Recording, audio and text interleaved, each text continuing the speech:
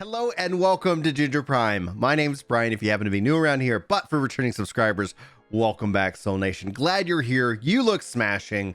And today we're going to be talking about something that just continues to come up no matter what game we're talking about. Today is actually Final Fantasy XIV's Cash Shop. Before we dive into the discussion and kind of share some highlights of what pretty much the community is saying, some frustrations, some high notes as well, I want to kind of set the context, show you guys what we're talking about in terms of the mount, talk about how the Cash Shop works at 14, and as always, I'd love to know your thoughts. This isn't just about me, this is about the discussion. And right now, chat is firing off with lots of really interesting points.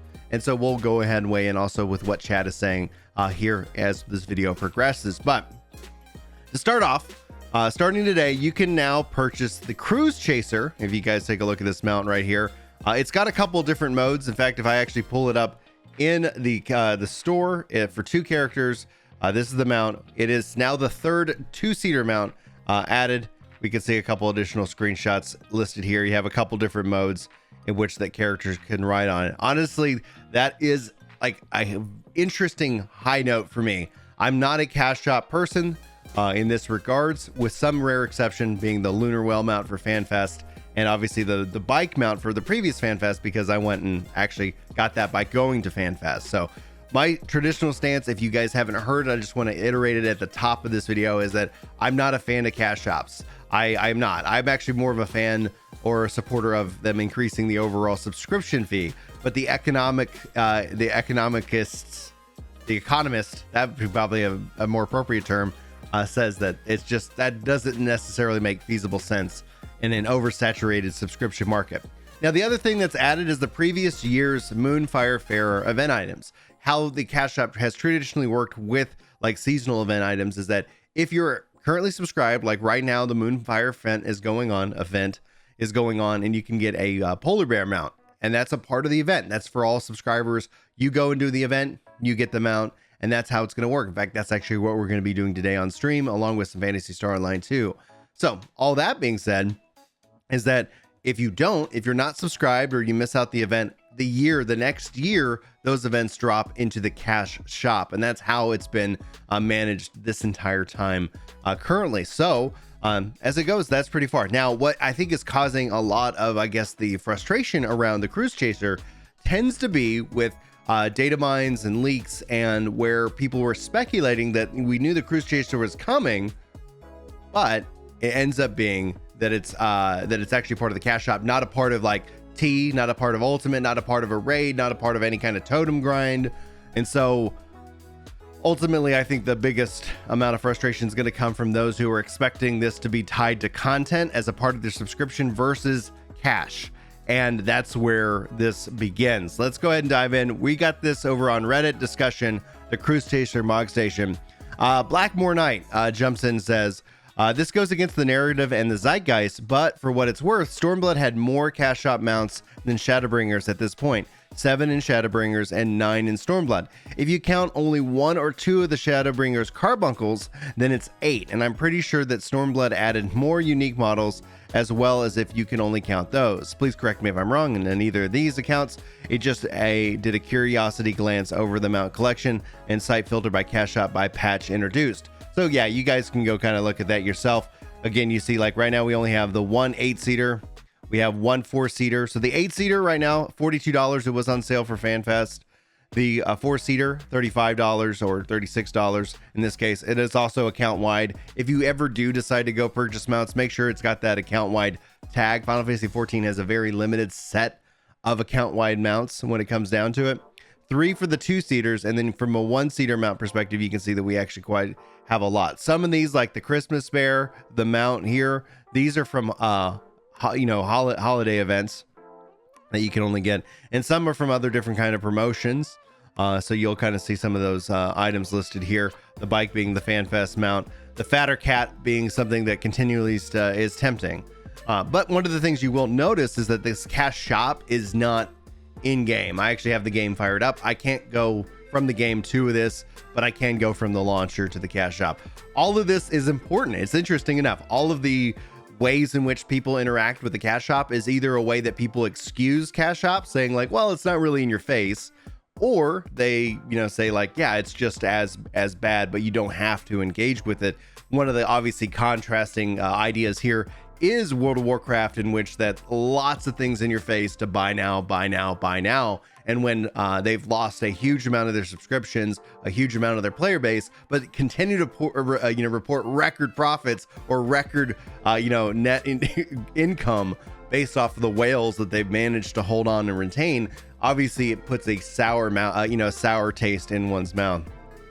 Moving on. See here, I don't mind non-canonical things on the Mog Station like cloud bikes, but I feel this is a big shame. Yes, so Skeletome here bringing up the fact that this is a boss in game. Twin Tanya also is a boss in game, but the way that you get Twin versus the way that you get this, Twin is a part of inviting people in. So if you guys aren't aware, you can use the invite a friend, refer a friend link as a part of your Mog Station to get people to come play the game with you. They're going to get rewards, you're going to get rewards, and ultimately you can get your Twin Tanya mount by doing this in that regards. In a way, I've seen people hack this, that they invite themselves, and so they're kind of cash shopping the Twin Tanya mount in an indirect way, out opposed like the idea of actually having other ones. Honestly, considering that it's an in-game theme mount, I was hoping for it to be more obtainable through an achievement system or something else in the game. My hope was for the MGP, but I do realize that it may have sounded non-realistic. I'm not mad or angry. The mount is really high quality, and it seems like that it needs to see it in-game first. I'm hoping my friend will buy it and show it to me. I also appears to be a two-seater as well, so it may be a bit pricey once out, but maybe disappointed? No. Sad? Yeah. I was hoping that we have not have to open our wallet, which I cannot right now because since I heard rumors around, I was always waiting for it to have the desire. Now I want it as much as more as the fat cat. And so the Mog Station rears its ugly head. I think it's important to set a little context as well, is that the team behind the Mog Station isn't Yoshi P. I think they actually, he stated that like that is a separate kind of like, I guess, group within 14. I don't know specifically if he's actually in charge of it or if it's something kind of to keep that separation where it's like, yeah, we want to put out value. We want to put out things in the Mog Station and go from there. Here's what I've said in numerous videos. I want to rehash it here from my perspective because I think it's important. First and foremost, like any kind of monetization around video games is a core thing of trust. I think what we're seeing here is that if you were expecting this mount to be in the game and you got excited about that, but then all of a sudden somebody showed up and asked for money, that's where a lot of the friction starts to come from in the game. Should it be in the game? Yes, I think all of these mounts should be in the game. I think that you put them in some random like treasure chest in any of the dungeons and has a 1 in 1 billionth chance of actually dropping. That's exciting. You want to go buy it? That's fine. But I would love for 14 to kind of have that ability to have a very rare opportunity for a cash shop mount to drop in the game itself, so that when it does happen, it's exciting and it ends up being something that you're thrilled about, whether that's an achievement or just RNG luck. That's what I would love to see and see the system evolve into. But right now, there's that layer between the two where if you want these items, it can only be done, obviously through cash. Now I'm going to jump to the official forums here. We've got another post here. I've played this game for more than 6 years and I've never complained about anything in place in the Mog Station. In fact, I even support them and just kind of shout, take my money. But the Cruise Chaser is special to me, and I dare say that many other players too. I put it in the Mog Station to simply doing a CC a giant disservice. Cruise Chaser deserves better than this. I don't really care if it's an achievement mount, a quest mount, MGP, Fishing Savage, or whatever is in the game, as long as it's something that we can be worked on towards the game. Cruise Chaser deserves at least that. I spend plenty of things on Mog Station and I never complain about it, and even mildly annoyed or angry. But this is the first time I'm ever disappointed. Like, really sad. By the way, it's not that I can't afford it, it's just an impersonal attachment. And obviously that's where we see this mindset can come up over and over and over again when it comes to cash shops, is that it incentivizes cash shops. Like, spending money in a cash shop incentivizes for them to put more items in the cash shop. And all in all, like, let's go to the best sellers. Let's take a look here on the cash shop and see exactly what's being sold right now. Right now, number 1, Oracle's Attire. You can see that listed out here. So I can see for the glam fans out there in the world who want to look like the Oracle, got those hot pants rocking and rolling. Fantasia, not a shocker. Fantasia is I literally wonder how much of this game is funded by Fantasia. Like, I just wonder, because I think I probably had I had a couple takes before actually getting this far into a video. But, Chad and I, we're talking, like the $15 sub fee hasn't increased since the 90s. Like, that is what it is. I actually pay a reduced subscription fee. Reduced. Meaning I pay $10 a month for Final Fantasy XIV because I'm a legacy player. I got my tattoo, in that regards. And so when it comes down to that aspect, I'm like, okay, I don't see them increasing subscription fees. I see subscription fees in a way, maybe not for Final Fantasy XIV, but you see that New World's being introduced without a subscription fee. Other games, I bet, are going to struggle if they try to have that model, depending on what kind of game that they have in place. Storm says, guys, consider that they've got a surge in players enjoying the free to level 60 trial. The resources spent that they're not getting revenue for, having something desirable in the cash shop that some folks will buy is basically voluntary funding to keep the sub fee and keep the game, keep the awesomely long free trial. It's a really interesting point, because when you look at Final Fantasy XIV at a whole, like, we were seeing a huge surge in the free trial keys, but those have been also being they've actually slowed down and run out of space for selling the game at certain points, so that they haven't been able to generate the keys themselves.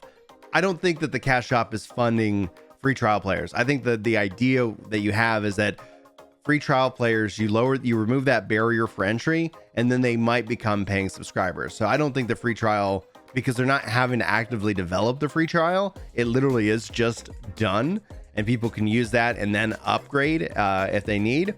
I think that's actually helping them to make even more money than what we're seeing in the cash shops, especially right now. I think over a course of a month, they had 2 million new players, not free trial players, 2 million new players. That's at least, if you think about the math, let's pull up a calculator. I mean, this is not going to factor in for taxes and resources. Welcome to math video. So you can get the base game for $20. And so assuming that 2 million. So assuming that you had 2 million new players just by the base game, like, that's 40 million in American money, not factoring for taxes and different regions and prices around the world.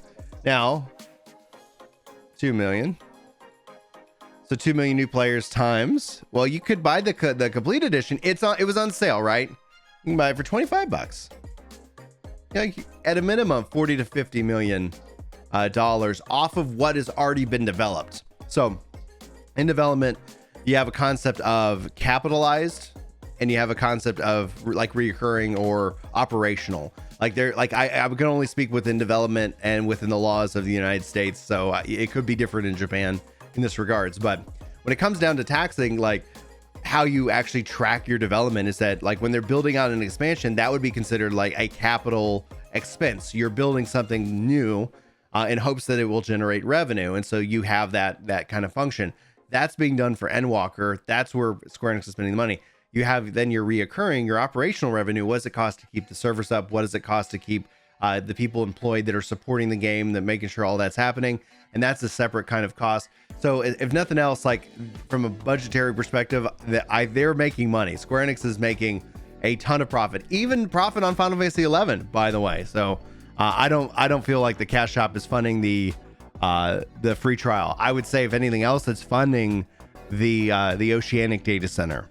It's funding extra things that they want to have, but pretty much from the budgetary perspective, they got that rocking and rolling.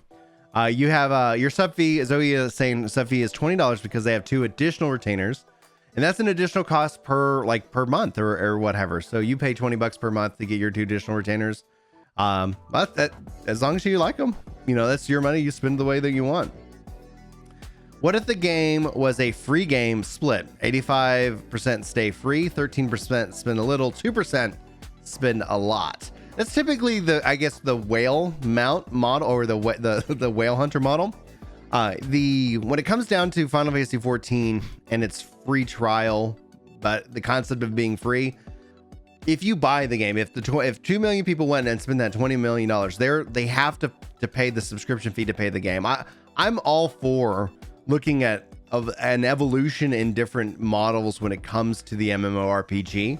And one of those in my mind is that, what if they literally kept the latest 2 expansion behind the subscription, and then all previous expansions open up to where if you bought the game kind of buy to play, then you can keep playing. You just wouldn't have access to mess with the markets, and you wouldn't have access to the latest zones. That's the only idea that I've ever kind of come up with that I think seems ultimately fair, because the question is that will they expand the free trial into Stormblood? And then it's like, at some point you're like, why would you ever buy this game? Why would you ever hand Square Enix any money? Because once you do, you're locked into this subscription model if you want to continue your progress. Spriggan says, I'm totally fine with people to buy it, and I am anti-store, but I know that Yoshi P will use the money to upgrade the game, which is ultimately back to the main point that I continue to make. This is always and going to be about trust. It's going to be about trust, because you trust Yoshi P isn't going to take that money and, like, you know, and do other things with it. Like, once we hand Square Enix our money, once I go and like buy that mount, it's Square Enix's money. It's not mine. I can't tell them what to do with it, but we trust that, you know, Yoshi P is going to do what he, you know, like what we want with him. But just like Zoila says, I don't believe that actually is happening anymore. And that's where that is a weird line. And monetization is one of the most stressful things for gaming and gaming culture, because it's absolutely required. However, how it's then executed is essentially where I think a lot of people get frustrated and ultimately have just a bad time with it. Should the Cruise Chaser be in the game? Yes, I think every mount should be in the game. Let me just back up. I think all of these should be in the game.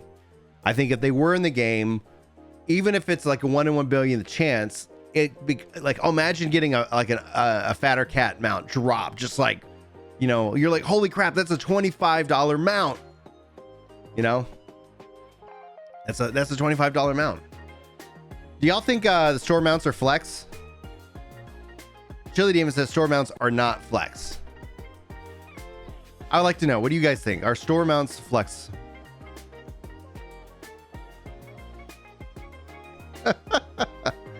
Thank you, Phil, for the support, man.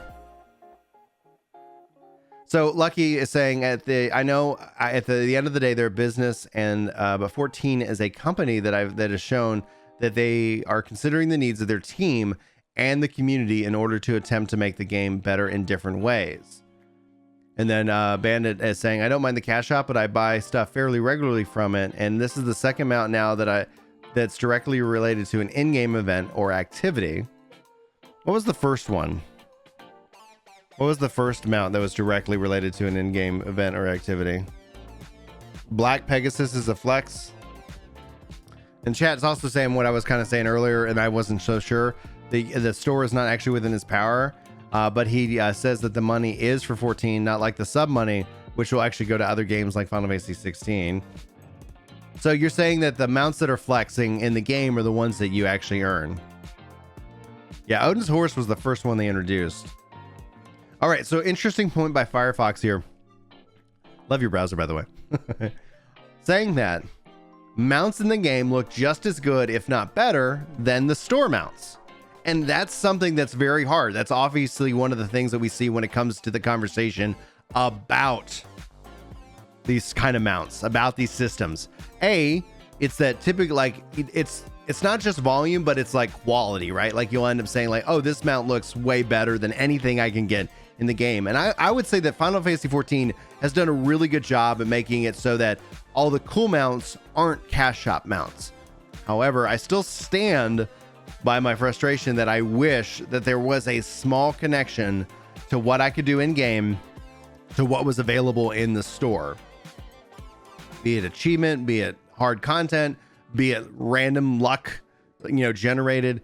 But it doesn't have to be like they just give these things away, because there is a business level value. There is that business level value. If you pay for a premium mount, they should all be 2-star speed. Oh, see, Shin, that's where I get in, that where we get into the pay for power, pay for progress. People feel that the bike mount, the Fenrir mount here, is actually, can be considered pay to win. People have stated that to me, and I talked about it, and people are like, Brian, you're saying this is pay to win. It's like, I'm not. I don't think that it is, especially with how they changed the mount speed in Stormblood, but you can, and I was able to get around faster in the game. People win to like the top. People define pay to win as however they want. That's the problem with the pay to win conversation. If your goal is to collect, if you're a collector, the only way to win in 14 is, if your goal is to have every mount in 14, the only way to win is with money. So pay to win is defined by the individual. Like there's a zeitgeist, there's a general, like this is what people would associate with it. But I've seen people define pay to win in 1,000 different ways. Yeah. And so what the money does is it actually allowed me to progress through the story and the zones faster than you if you didn't pay, either go to FanFest or buy the bike. Now, I don't consider the bike pay to win, but some do. So I'm just saying how people think. Oh yeah, it actually lets you, it actually beats the extremes for you. So you're defining pay to win as beating certain content. Other people don't think like you. And that's all we're saying here. Does that make sense? It's like, that's all we're saying is like people have different ways of thinking. All right, great. He says, I guess it makes sense. I'm with you, but I get a lot of different opinions thrown at me any given time. So it does allow me, or that's where I have to work to make sure I, say things clearly. So that's the news regarding the Cash Shop mount. If you guys want to get your action or your hands on, let's go ahead and pull up the polar bear mount. So this is what you can get right now if you're subscribed. So it's, I don't know if this kind of takes the sting off of anything, but if we want to pull up the Moonfire Fair, which is going on right now, you can get your hands on a polar bear mount for doing the Moonfire Fair event right now. If you don't do this at this time, you're going to have to wait until next year to purchase it off the cash mount. I actually don't have an issue with that. You have the ability to play and you're subscribed. And then later, if you really want a polar bear mount and you didn't have access, or you just missed the event for whatever reason, then you can go and have fun in that regard. So this, I think, I always wonder if like when they do things like this, they're like, put it in this mount, it'll take the sting out. But at the end of the day, we can only speculate about what's happening, guys. Thanks for the discussion on this one. I'm curious if you're watching the video on YouTube, what your thoughts are in the comments. If you guys are new here to the channel and feel like I've earned it, feel free to hit subscribe, like, share, and clip if there's any moments from the video that you enjoy specifically more than others. As always, guys, be respectful of each other in the comments of these videos. I tend to find that people aren't able to change minds with a and a snarky comment, but best of luck to each and every one of you if you disagree on that one. Guys, for Ginger Prime, my name is Brian. Thanks for watching. You're amazing, and I'll see you in my next video, hopefully. But until then, take care.